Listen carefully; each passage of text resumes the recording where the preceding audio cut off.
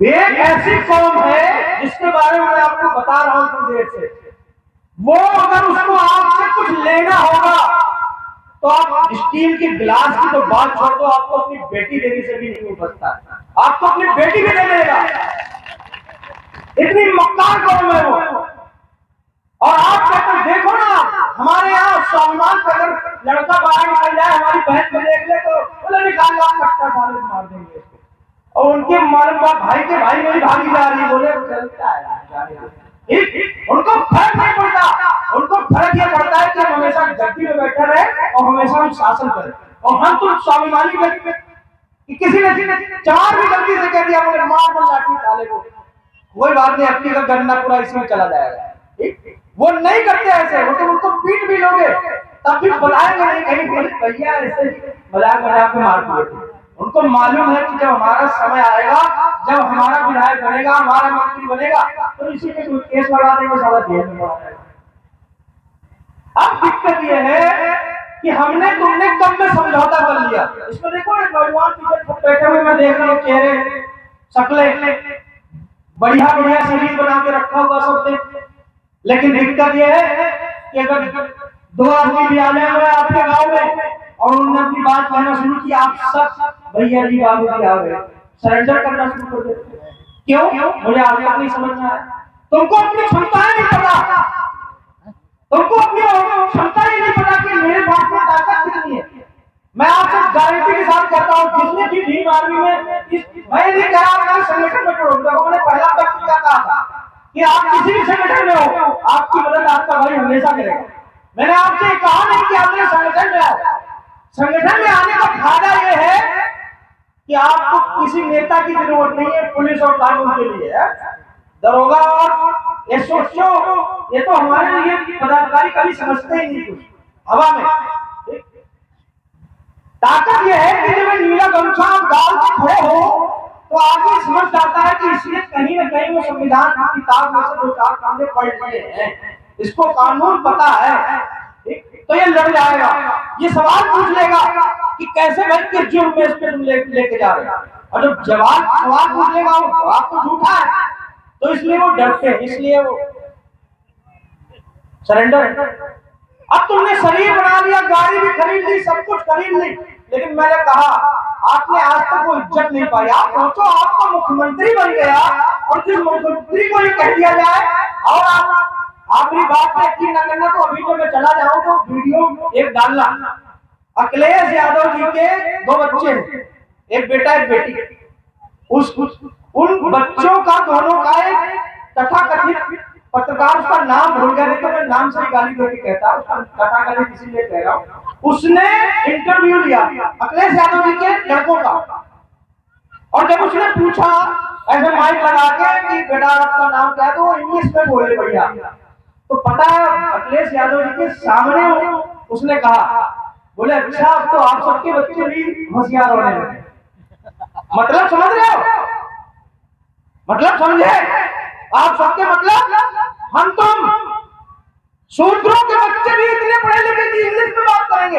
ये अखिलेश यादव जी ने खुद मन से ये बात बताई है लोगों को, टीवी पे बताया कि मुझे उस दिन एहसास हुआ कि मैं शूद्र हूं। अब तुम उनका कोई भी वीडियो उठा के देखो, अपने आप कहते रहते हैं, पत्रकार से पूछ लेते हैं तुम शूद्र हो, अच्छा तो सवाल पूछो, क्योंकि उनको एहसास हुआ कि उनको बच्चों तक को ये कहा गया। और तो सोचो मुख्यमंत्री के बच्चों का ये हाल है, हम तो कौन से खेत की मूली, हमारी तुम्हारी तो कोई भी औकात नहीं। तो हमारे तुम्हारे बच्चों के साथ में स्कूल में क्या होता होगा, कभी तुमको हो सकता है तुम्हारे बच्चे ने बताया नहीं। सब पढ़े लिखे लोग बैठे, मेरे जैसे उम्र वाले लोग भी बैठे, कितने लोग प्राइमरी स्कूल में पढ़े, हाथ खड़ा करो, कितने लोग प्राइमरी स्कूल में पढ़े हो? अब हाथ नीचा करो। प्राइमरी स्कूल में जब जाते थे पढ़ने के लिए, तो ईमानदारी से बताना, खरारा लेके पूरा स्कूल पहले बहारना पड़ता था कि नहीं बहारना पड़ता था? हमने तुमने बहारे हैं, हम भी प्राइमरी स्कूल में पढ़े, इसलिए हमको दर्द पता है।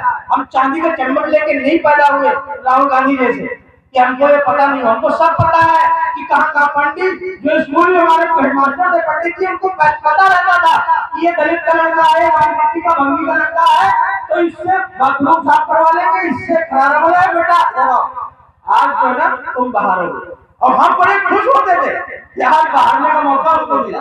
अपना बढ़िया वाला झांखड़ तोड़ के रहा कि खेत से लेके आए बढ़िया बाहर, पंडित जी की कुर्सी भी साफ कर रहे हैं ऐसे करके। लेकिन नहीं साहब, वक्त बदल गया।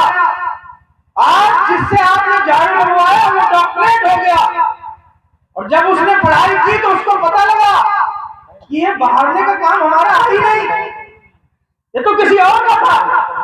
जब वो पढ़ा, उसने इस प्रदेश में घूमना शुरू किया तो ये पता लगा कि जब दलित का बच्चा स्कूल में जाता है तो उसको अलग मिड डे मील में बैठाया जाता है, उसकी थाली अलग होती है, उसको खाना अलग से परोसा जाता है, वो सवर्ण के बच्चों में बैठ के खाना नहीं खा सकता।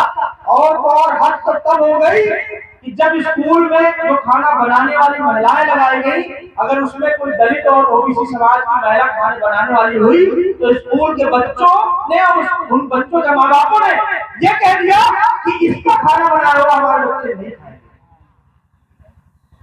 गलत कह रहा हूं? तो तुम्हारे हाथ में सोना, हमारे हाथ में टट्टी नहीं। मैं फिर कहता हूं, समझ में फेर है साहब। टट्टी करने वाला गंदा है, टट्टी साफ करने वाला गंदा? आप बताओ, टट्टी करने वाला गंदा ना? हमने तो साफ सफाई की हमेशा, गंदा करने का तुम्हारा काम रहा। तो गंदे भी तुम और नीच भी तुम। और वक्त मैंने कहा बदल गया है। अब तुमको खाना है तो खाओ, नहीं खाना है तो जाओ, हिसाब बराबर का होगा। और ये हिसाब इतनी बराबर का होगा, देखो ध्यान रखो मेरी बात को, विनोद रिकॉर्ड करके पूरे क्षेत्र में पहुंचाओ। जिनको ऐसा लगता हो कि हम डरा धमका लेंगे और अब भी वही चलेगा तो नहीं चलेगा। भीम आर्मी के लोग आ गए, अब नहीं चलेगा। और चलेगा ऐसे नहीं। देखो हम किसान लोग, किसान का लड़का हूं, यहाँ से हम किसान ही बैठे। हमारी माताएं भी इस महीने में गन्ना छोड़ने के लिए जाती नहीं जाती? तो हम किसान के बच्चे, हम किसान के लोग हैं। अगर गन्ना छीलना जानते हैं तो साफ वक्त आएगा तो नंगा करके पीठ में निशान देना भी जानते हैं, उसी वजह से। अब आप कहोगे प्रदेश अध्यक्ष गन्ने से पिटाई करने का भाषण दे दिया। हाँ दे दिया, गन्ना तो छोड़ दो, जरूरत पड़ेगी तो पिटाई के अलावा कोल्हू में भी हम गन्ना ले जाते हैं। और कोल्हू में क्या करते हैं? तब तक नहीं छोड़ते हैं जब तक तुम्हारे अंदर रस ना रह जाए, नींबू लगा लगा के। तो पहुंचाओ उन तक जिनको लगता है कि नहीं एक दो बार ऐसा होगा, पुनः भारती को किसी ने धमकी दे दी, बोले तुम बहुत खुश रहे उधर में, तुम्हारा कुछ इलाज किया जाएगा। देखो मैं आप सबसे कहना चाहता हूँ, विनोद भारती पद में भले जिला उपाध्यक्ष हो, लेकिन ये किसी प्रदेश अध्यक्ष से कम नहीं है। और अगर तुम ये सोचते हो कि विनोद, सोनू, बहुत सारे लड़के, इनको आप डरा के कमजोर करना चाहते हो तो नहीं साहब। जब वक्त पड़ेगा तो आपका भाई प्रदेश अध्यक्ष है, सीतापुर को छोड़ दो, पूरे प्रदेश से लोग आएंगे सीतापुर। और रही तुम्हारी बात, तो हम तो इतने खतरनाक है साहब, तो अपने वो जो 4 मंजिला घर भी बना रखो उसके किसी भी कमरे में बंद हो, वहां से उठाएंगे और वहां से सूचना शुरू करेंगे वहां तक जहां पे अत्याचार आपने किया। मैं आपको सिर्फ इतनी अपील चाहता हूं। देखो कहते हैं कि मुझसे किसी ने कहा मंचों से पीटने पिटाने की बात कर देते हो, मैंने कहा हाँ कर देता हूं। तो बोले ये तो गलत है, ये हिंसा है। तो मैंने कहा ये जो जय श्री राम तलवारें ले लेके चिल्ला रहे हैं क्या, ये हिंसा वाली है गांधी जी? नहीं, देखो तलवार का मुकाबला खून से नहीं करेंगे, तलवार का मुकाबला कलम से भी नहीं करेंगे। तुम्हारे हाथ में डंडा है तो हमारे हाथ में उससे अच्छा भी होगा, एक बराबरी का हिसाब किताब होगा। मैं आज भीम आर्मी के सभी साथियों से कह रहा हूं, जहां कहीं भी अत्याचार दिखाई दे अपनी टीम के साथ पहुंचो, उनको इस चीज का एहसास दिलाओ कि ये घर धरती में राजपाट हमारा है। बाबू ने कहा कि ये घर 100 में 90 शोषित शोषकों ने ललकारा है, इस धरती पर राजपाट 90 भाग हमारा। तो ये 90 भाग हमारा, हमारे बात का नहीं है, और हमारा है तो हम अपना लेने में क्या दिक्कत है हमको? तुमने तो हमारा छीना है, सिर्फ हमको बेवकूफ बना बना के। नहीं तो आज ये दिन होता, हमने कहा कि हम झोपड़ियों में रहते, हम जाके रिक्शा चलाते, हम जाके पल्लेदारी करते, तुम क्यों नहीं कर रहे? हम तुम्हारे घरों में हमारे लोग गिलास धोते, कभी आपको एहसास नहीं होता माताओं हमारी आपको, क्योंकि आपने अच्छी साड़ी पहन ली, अच्छी साल ले ली, आपको लगा कि हमारा बेटा मेहनत कर रहा है, मजम है। मजम नहीं हो, ये बात को नहीं मानो, मजम नहीं हो। अगर कभी में आपको मजे में हो या नहीं हो ये एहसास कराना हो तो किसी श्रवण के घर में जाके बैठना, आपको देखना या तो स्टूल दिया जाएगा ना नीचे अड़ुओं पे बैठो, तब आपको लगेगा मजम नहीं है साथ। अगर इसको बदलना चाहती हो तो एक सीधा और सरल उपाय है, ये जो बच्चे घूम रहे हैं ना, एक वक्त की कम रोटी खाओ, अपने बच्चों को पढ़ा लो, और जिस दिन तुम्हारी बेटी कलेक्टर बन गई ना, वही मिश्रा जी, वही पांडे जी अगर आपको मैडम या कहे तो मेरा नाम बदलना, बना के देखो इनको। लेकिन दिक्कत ये है कि हम जुआ खेल लेंगे, हम शराब पी लेंगे, हम सब कुछ जितना भी कुकर्म है वो कर लेंगे, लेकिन अब जब बच्चे की फीस की बात आएगी तो बोले हम तो साहब इतने समर्थ नहीं है कि हम सुमित्रा मॉडल में पढ़ा पाएंगे, क्योंकि वहां तो 5,000 फीस लगेगी। ये आपको बर्बाद कर रहा है। सिर्फ फर्क इतना है क्योंकि शिक्षा, अगर हम शिक्षा नहीं लेते तो हम बोल पाते क्या? आप सोचो, बोल पाते क्या? ये डॉक्टर नहीं होते तो ये बोल पाते क्या? अब तक तो इनका क्लिनिक गिरा दिए होते लोग, लेकिन नहीं, उनको पता है, पढ़े लिखे लोग, इनको सच कानून कायदा पता है। अगर गिराने की सोचोगे, सपने में सोचोगे सुबह तुम्हारे गिरा पड़ा होगा, तो वो डर है उनको।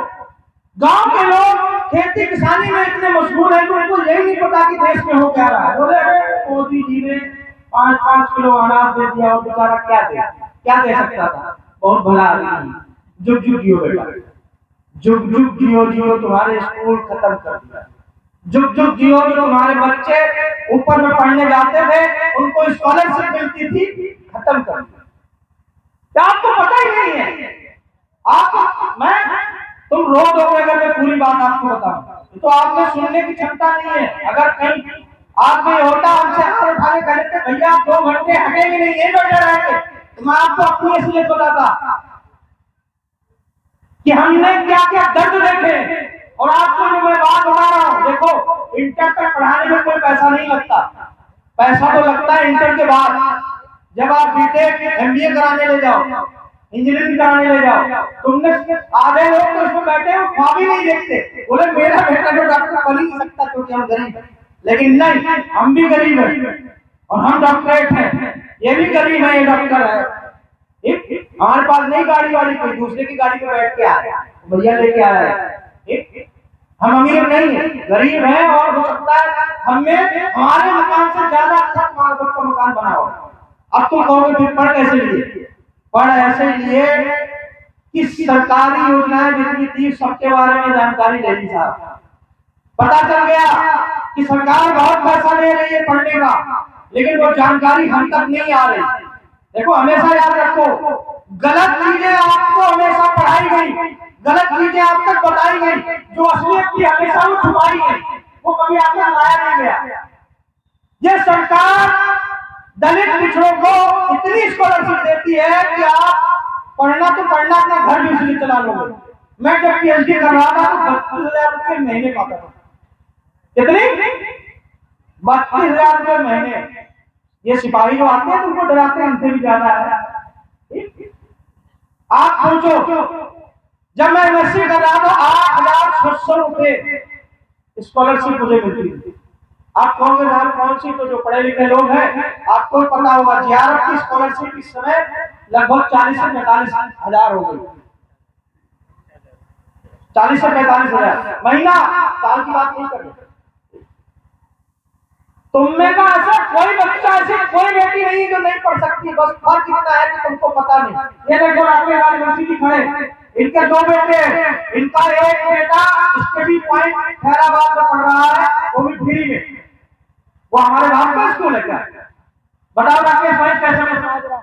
पार्टी योजना के तहत भारत सरकार की एक योजना रहती है, वो भारत में कहीं भी कितना भी महंगा स्कूल हो, लेकिन दलितों और पिछड़ों के लिए वो बच्चों की स्कॉलरशिप देते हैं और उसकी पढ़ाई मुफ्त में करवाते हैं। और जैसा ये भैया बता रहे थे, हमें 5,000 रुपए पर साल मिलता, ठीक है, लेकिन ये योजनाएं आप लोगों को पता नहीं, समझे? हम ये हवा नहीं बता रहे, जो लिया है वही बता रहे हैं, जो ले रहे हैं वही बता रहे हैं। अभी बच्चा किस क्लास में है? दूसरी कक्षा में। आप सोचो कि दूसरी कक्षा से लेके और जब तक वो पढ़ेगा, तो मैंने कहा कि गन्ने वाला कोलुए से सारा पैसा निकाल लेंगे, अपने बच्चों को पढ़ाएंगे। अब आप कहोगे रात बताने क्यों नहीं आए? हम आप तक बताने कैसे आते? आपने कभी बुलाए? और बुलाया तो आधे ही लोग आए, पूरे आए ही नहीं। जिस दिन इस देश का कमेरा वर्ग, ये मूल निवासी वर्ग, ये बहुजन समाज के लोग अपना हक अधिकार जान गए, उस दिन समझ वाले 50% देश छोड़ के भाग गए।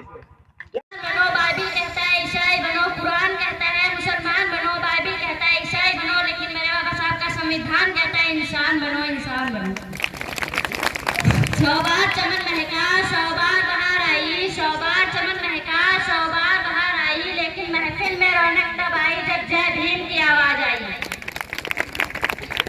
दुनिया में इस तरह का विद्वान नहीं हुआ, ईमानदार तो बहुत हुए लेकिन ईमान नहीं हुआ। दुनिया में इस तरह का विद्वान नहीं हुआ, ईमानदार तो बहुत हुए लेकिन ईमान नहीं हुआ। वैसे तो मसीहा बहुत आए इनमें, वैसे तो मसीहा बहुत आए इनमें, लेकिन बाबा साहब जैसा कोई महान नहीं हुआ कि बाबा